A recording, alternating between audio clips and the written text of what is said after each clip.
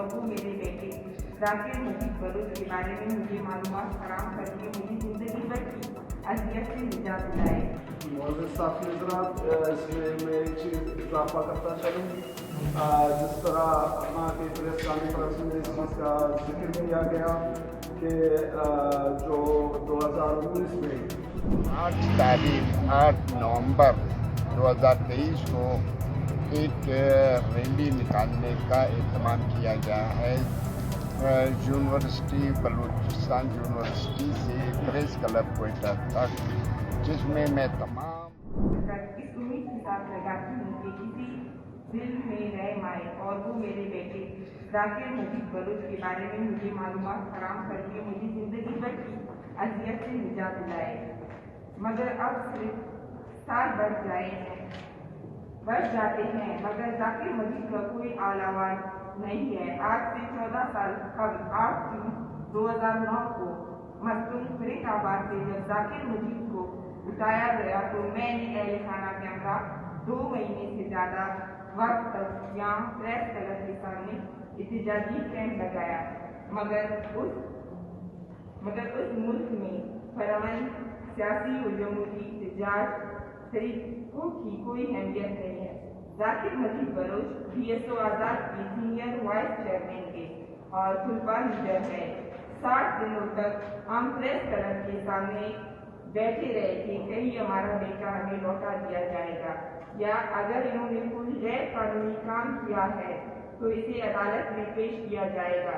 मगर हमारे एहतजाज के बावजूद इन्हें न रिहा किया गया, न ही मंजर आम पर लाया गया। जाकिर मजीद की बाजियाबी के लिए फिर कराची में भी हमने भूख हड़ताली कैंप लगाई मगर वहाँ से भी नाउमीद लौटना पड़ा। इसके बाद भी हम मायूस नहीं हुए। फिर खाना ने कोयटा से कराची और फिर कराची से इस्लामाबाद तक 9 मार्च किया।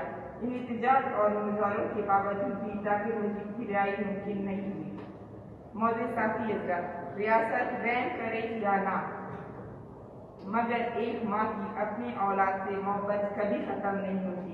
अब 14 साल होने वाले हैं कि जाकिर मजीद जिंदा में कैद है, लेकिन बतौर माँ मैंने इन 14 सालों में एक दिन भी इन्हें याद किए बगैर नहीं गुजारा है और इस तमाम अरसे में हमेशा इनकी बाजियाबी के लिए किसी न किसी तरह जद्दोजहद जारी रखा है। मैं इन 14 सालों से कोयटा, इस्लामाबाद और कराची प्रेस क्लबों के सामने एहतजाजी मुजाहिरों में शरीक रही हूँ। मैं इस रियासत से अपील कर रही हूँ कि अपने कानून की पासदारी करते हुए जाकिर मजीद को मंजर पर लाकर दिखाया जाए ताकि हमें इसकी सलामती का सुकून तो मिले, मगर मेरे इस कानूनी और आईनी मुतालबे को भी सुना नहीं जा रहा है। अगर जाकिर मजीद किसी जुर्म में मलूस है तो ये अदालत लिए बनाए गए हैं। इन्हें अदालत में पेश करके जो भी सजा देना है दिया जाए, मगर इन्हें जिबरी लापता रखना कौन सा इंसाफ है। मैं पूछना चाहती हूँ कि रियासत और रियासती इदारे इतने कमजोर है कि वो 14 सालों से जाकिर मजीद का जुर्म न बता सके और एक बेबस और नाचार माँ को अपनी बेटी की जुदाई की अजियत में तरपाता रहे। मेरे ख्याल में इस इंसानियत की मुल्की कवानीन और हमारे मजहब इस्लाम इजाजत नहीं देती।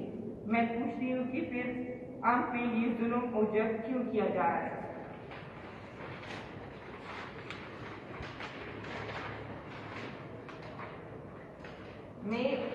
मैं ये बताना जरूरी समझता हूँ कि एक दफा मुल्की अदालत के अधिकार मेरे पास आए और मुझसे मेरे दूसरे बेटे वहीद के हवाले से पूछा तो मैंने इन्हें अल्फिया बयान दिया कि मेरा बेटा वहीद मुझसे बाहर दुबई में है, लेकिन FC ने अदालत में गलत बयानी की है कि मैंने अपने अल्फिया बयान में जाकिर मजीद के हवाले से भी कहा है कि वो मुझसे बाहर है, लेकिन वो अल्फिया बयान अब भी क्राइम ब्रांच के दफ्तर में जाकिर मजीद के केस के साथ पड़ा हुआ है। इसमें ये अल्फिया बयान मौजूद है जिसमें मैंने सिर्फ ये बयान दिया है कि मेरा बेटा वहीद मुल्क से बाहर है। रियासती अदारे एक तरफ जाकिर मजीद के केस में गलत बयानी करके मुझे अजियत दे रहे और दूसरी तरफ गुजदार में मेरे घर के सामान, जाकिर मजीद की तस्वीरें और जाकिर जान की यादगार के तौर पर रखी हुई चीज़ों को जलाकर हमारी इज्जत में इजाफा कर रहे हैं। میں ریاست سے پوچھنا چاہتی ہوں کہ آپ اس ملک کے شہری نہیں ہیں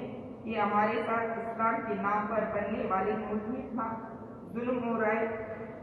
معزز صحافی حضرات، آپ سے ایک مرتبہ پھر اپیل کرتی ہوں کہ میرے بیٹے کی بازیابی کے لیے میرے آواز کو توانہ کریں۔ 14 سال سے بیٹی کی جدائی کا غم لیے پھر رہی ہوں، مگر ہمیں اب تک انصاف نہیں ملا ہے۔ ذاکر مجید کی جبری کشی کو 15 سال مکمل ہو جائیں گے۔ 15 سال کا عرصہ کوئی معمولی مدت نہیں بلکہ یہ مکمل زندگی ہوتی ہے، اور میں نے یہ تمام زندگی اپنے بیٹے کے بغیر گزارا ہے۔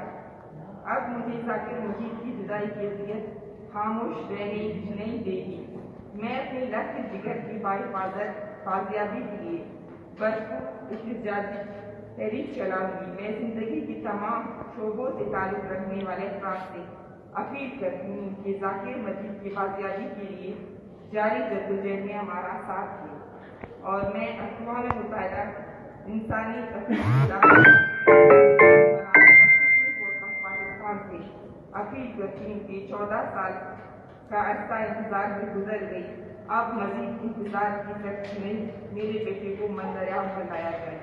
معزز صحافی حضرات، اس میں ایک چیز اضافہ کرتا چلوں، جس طرح ماں کی پریس کانفرنس میں اس چیز کا ذکر کیا گیا کہ جو 2019 میں یہاں بلوچستان ہائی کورٹ میں جو ایف سی کی طرف سے ایک حلفیہ اسٹیٹمنٹ جمع کرائی گئی، جس میں کہا گیا کہ اماں نے اپنے بیٹے وحید بلوچ اور ذاکر مجید کے حوالے سے حلفیہ اسٹیٹمنٹ دیا ہے کہ وہ ملک سے باہر ہے، تو اس حوالے سے ہم لوگ باقاعدہ اماں کا جو کیس تھا اس حوالے سے کرائم برانچ وہاں ہم لوگ چلے گئے۔ وہاں جو اماں کا حلفیہ اسٹیٹمنٹ ہے، اماں نے حلفیہ اسٹیٹمنٹ میں یہ لکھ کے دیا ہے کہ میرا بیٹا وحید ملک سے باہر ہے اور ذاکر مجید لاپتہ ہے۔ تو افسوس سے کہنا پڑتا ہے کہ 2019 میں ہائی کورٹ میں بجائے اس حلفیہ اسٹیٹمنٹ کو دیکھنے کے انہوں نے ایف سی کے زبان پر یہ بھروسہ کر کے ذاکر مجید کا کیس عدالت سے خارج کر دیا، اور اس کے بعد جو لاپتہ افراد کے حوالے سے کمیشن بنائی گئی ہے، اس نے بھی اسی ایفیڈیوٹ کو جواز بنا کے ذاکر مجید کے کیس کو کمیشن سے بھی خارج کر دیا۔ پھر ہم لوگ 2021 میں ذاکر مجید کے والدہ کے ساتھ اسلام آباد گئے تھے، وہاں جو کمیشن کا سربراہ تھا جسٹس ریٹائرڈ جاوید اقبال، ہم لوگوں نے ان سے باقاعدہ ملاقات کی، تو انہوں نے دوبارہ ذاکر مجید کے کیس کو اوپن کیا۔ تو اس حوالے سے پھر میں اور ذاکر مجید کی والدہ باقاعدہ رواں سال کمیشن کے سامنے پیش ہوئے، تو ہم نے وہاں کمیشن کے سامنے یہ بات رکھا کہ جو ذاکر کی والدہ نے حلفیہ اسٹیٹمنٹ دیا ہے وہ بھی اس کیس کا ریکارڈ کا حصہ ہے، آپ برائے مہربانی اس حلفیہ اسٹیٹمنٹ کو منگوائے۔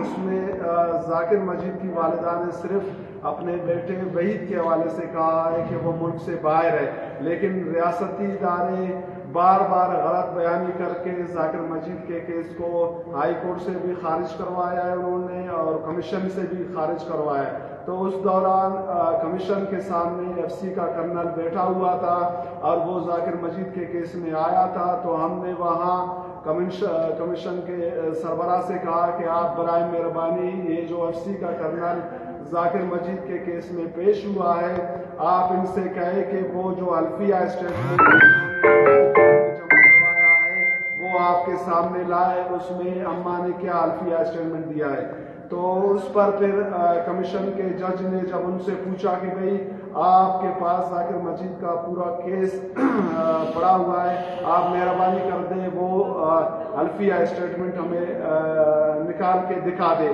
تو افسوس سے کہنا پڑتا ہے کہ ایک ادارے کا کرنل لیول کا بندہ جو ذاکر مجید کے کیس میں پیش ہو رہا ہے اور اس کے ہاتھ میں ذاکر مجید کا کیس ہے، اور ہم نے یہ ڈیمانڈ کیا کہ اگر آپ لوگ کہتے ہو کہ ہم مانے حلفیہ اسٹیٹمنٹ ذاکر مجید کے حوالے سے دیا ہے تو آپ لوگ اپنا آج دفاع کر لیں.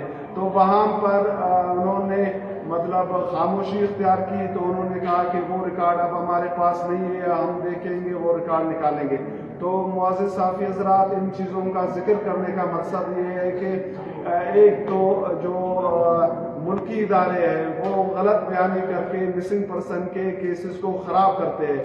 پھر دوسری طرف ہم یہ دیکھتے ہیں کہ بدقسمتی آپ کہیں یا عدالت کی ہر درمی کہے کہ وہ صرف ان غلط بیانیوں پر ایک بندے کا کیس عدالت سے خارج کرتے ہیں. اور اس کے علاوہ آپ اگر دیکھیں سپریم کورٹ کی سطح پر بھی 2014 میں باقاعدہ اداروں کی طرف سے ایک رپورٹ پرووائڈ کی گئی اور اس میں انہوں نے کہا کہ ذاکر مجید ملک سے باہر گیا ہے اور ڈاکٹر دین محمد فراری کیمپوں میں ہے. سمیع مینگل بھی ملک سے باہر ہے. تقریباً 5 کے قریب لاپتہ بچوں کے حوالے سے کہا گیا. بلوچ مسنگ پرسن کے وائس چیئرمین اس وقت مکھرتالی سے ہوں, مکھرتالی کیمپ سے مخاطب ہوں کہ ذاکر مجید بلوچ جو BSO آزاد کے سینئر وائس چیئرمین تھے, ان کو 14 سال ہوئے ہیں. 2009 سے جبری لاپتہ کیا گیا. ان کے لیے آج ان کے والدہ نے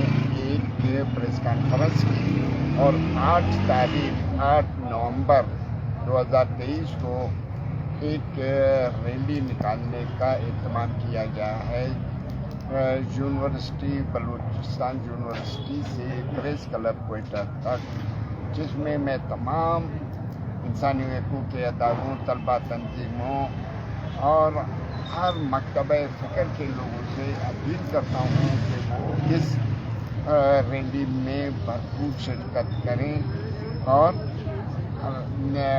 ذاکر مجید کی رہائی کے لیے بھرپور احتجاج میں شریک ہوں تاکہ ذاکر مجید کی رہائی اور منظر عام پہ ان کو لایا جائے.